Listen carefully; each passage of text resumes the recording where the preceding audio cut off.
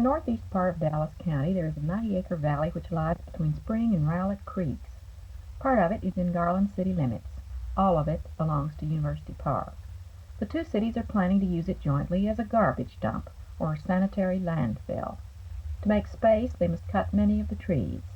State regulations flooding over such a landfill, so the two creeks will have to be widened and deepened into controllable channels. Some years in the future, when it is filled, the valley will be offered to Garland for purposes of city park. Many Garland citizens want to keep the valley intact, floods and all. The two city governments protest it is the most economical place to put their garbage. Leland Nelson is city manager of University Park. Mr. Nelson, when did you decide to move your landfill to the Garland area? We decided in about September. We were notified that we'd lost our site where we were leasing out in the Farmer Branch area. We also had an unattractive situation as far as landfill was concerned, in the fact that we were dumping into water, and we were also having a problem with getting landfill dirt to actually do the job properly. Charles Duckworth is city manager of Garland. What the original concept of landfill and land reclamation has to do with putting the lands back in better condition you found them. And of course this is our purpose here. The city does have an option to purchase the land, which we feel like would make a real fine park site. Mrs. Walter Sharp lives on property she owns adjoining the proposed landfill. Ruining the creek on the land they happen to hold title to, I can't feel that that gives them the right to destroy a piece of the environment that is the right of all generations to come. The contention of the engineers is that if these creeks are ditched, rechanneled, the creek is a serpentine design, and the rechanneling will cross and recross the creek and take out soil to a width of 178 feet at the top and 40 feet at the bottom, which they claim will alleviate the flooding. Now, the people who live out here and have seen these devastating floods over all the years are positive that it will not, but the tragedy is that with this dry year, they may get in here, destroy the creek and the trees, then the floods will come. We are convinced that all of these trees, as well as those along the creek where it has to be rechanneled, will be dozed down. The land here is suffused by springs, but it isn't apparent, it hasn't been apparent to the engineers who have been working on this because of this long dry spell. But ordinarily, a lot of this land is really splashy. The trees in the central part of the valley had been cleared away years ago. When University Park bought the acreage in 1959, the city leased it to a farmer for continued use as a hay meadow and wheat field. The floods came and went for 10 years. Nobody said anything about garbage until last fall.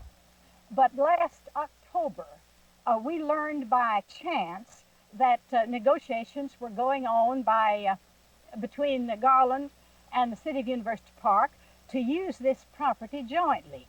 We just couldn't believe that Garland would do that to its citizens, but so we immediately began contacting our respective councilmen.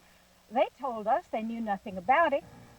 This matter, of course, was discussed with the council, both Garland Council and University Park Council, back in its concept. And then the bulldozers came, and in about 3 days they had achieved all this devastation.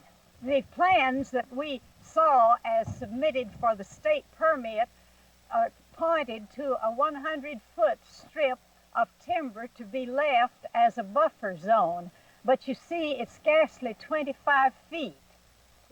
I think this, that out at our Garland site, we wouldn't be out there if we thought we were going to do a great detriment to the land itself.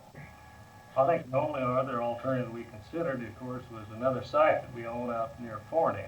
Well, of course, the distance is a great deal of difference. Forney side, we're going about 12, 13 miles to Garland side, and the Forney side is approximately 20, 25 miles, and we'd have to have a transfer operation.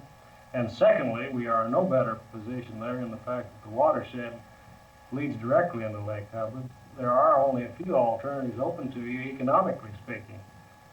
Landfill, of course, is the cheapest method, economically speaking, that you can use, and there are some other methods you can use, which is incineration, which has the same cry in you from the people who are worried about pollution. You do pollute the air somewhat. Even the best incinerators have some pollution factor, even though they meet the state pollution laws. And then you have the problem of recycling. The economy of recycling, it just isn't there yet. It's expensive.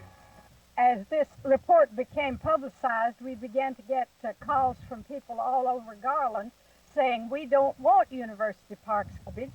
We had organized ourselves into a civic association called the Northeast Dallas County Association, of which Ed Lewis, a young scientist, is president. Time travel, accessibility, cost, all these things have to be considered. See, this is a refuge collection and disposal probably is our #1 problem. But of course, I think that the experience of other cities has proven it doesn't really matter what site you select. There's going to be criticism on that site. Our committee is committed to saving this creek. We are going to, if in final analysis, if we have to resort to court suits, we will. Our next step will be passing out of a referendum petitions.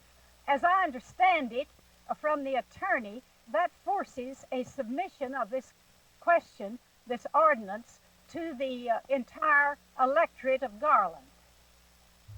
The Northeast Dallas County Association must get signatures from 10% of Garland's 85,000 residents and have their petition in the city secretary's office by March 6th. They agree that garbage disposal is the #1 problem, but they think the most important part of it is the loss of natural floodplain and the alteration of the creeks.